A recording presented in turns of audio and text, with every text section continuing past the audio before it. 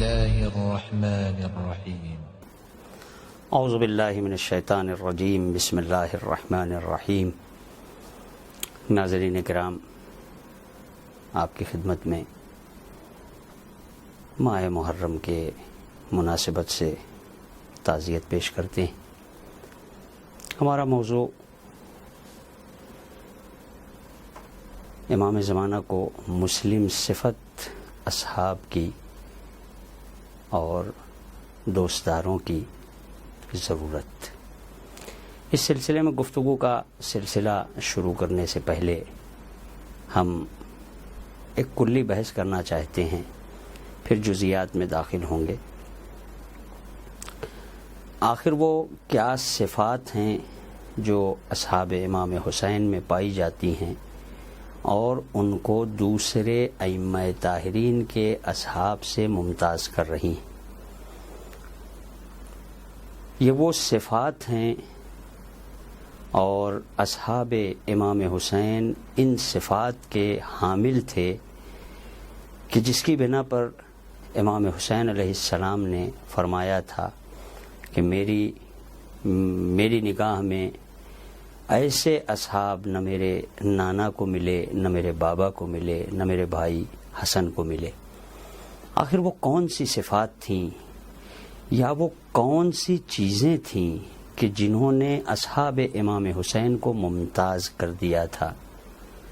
ناظرین، عزاداران امام حسین، دیکھیے، انسان دنیا میں زندہ رہنے کے لیے اپنی عزت اور آبرو اور وقار کو معراج تک پہنچانے کے لیے ہر وہ کام انجام دیتا ہے کہ جس سے اس کی عزت اور آبرو بھی بڑھ جائے، اس کی زندگی بھی خوشحال ہو جائے، یعنی ہر وہ امور کو وہ انجام دیتا ہے جس سے وہ اپنی زندگی کو خوشحال بنا سکے۔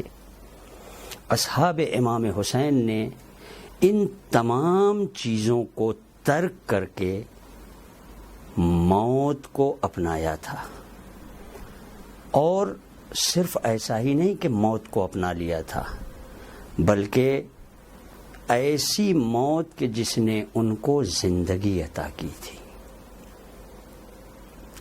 اگر ہم کلی طور پر اصحاب امام حسین علیہ السلام کے اصحاب کی صفات کو دیکھیں تو ہم چند صفات کو یہاں بیان کر سکتے ہیں۔ یوں تو آپ اصحاب امام حسین صفات حسنہ کے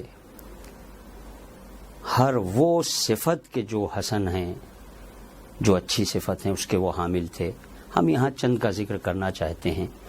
سب سے پہلے اصحاب امام حسین بصیرت کے ساتھ امام حسین کے یہاں، امام حسین کی خدمت میں آئے تھے۔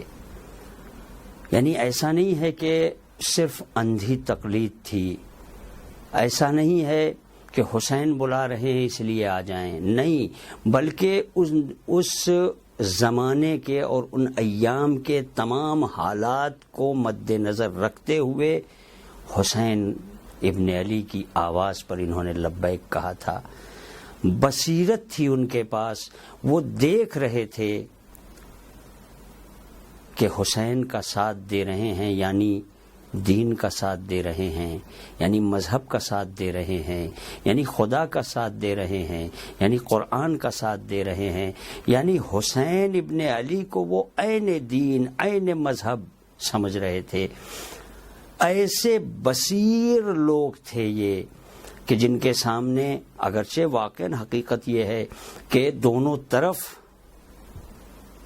مسلمان تھے، وہ وہاں بھی حافظان قرآن تھے، یہاں بھی حافظان قرآن تھے، وہاں بھی نماز گزار تھے، یہاں بھی نماز گزار تھے، مگر ان کی بصیرت نے ان کو بتایا کہ وہ نماز کے جو حسین ابن علی کے پیچھے تیروں کی بوچھار میں پڑھی جائے وہ نماز قابل قبول ہے، ورنہ وہ نمازیں کہ جو شمر اور ابن زیاد اور پسر ابن زیاد ملعون کے پیچھے نماز پڑھی جانے والی نماز نہیں ہے، صرف اٹھک اور بیٹھک ہے۔ لہذا بصیرت کے ساتھ حسین ابن علی کی خدمت میں آئے تھے، اور یہی وہ صفت ہے کہ جس صفت نے ان کو معراج تک پہنچایا۔ اور امام حسین نے کہا مجھے وہ اصحاب ملے کہ جو نہ میرے نانا کو ملے، نہ میرے بابا کو ملے، نہ بھائی حسن کو ملے۔ والسلام علیکم ورحمۃ اللہ وبرکاتہ۔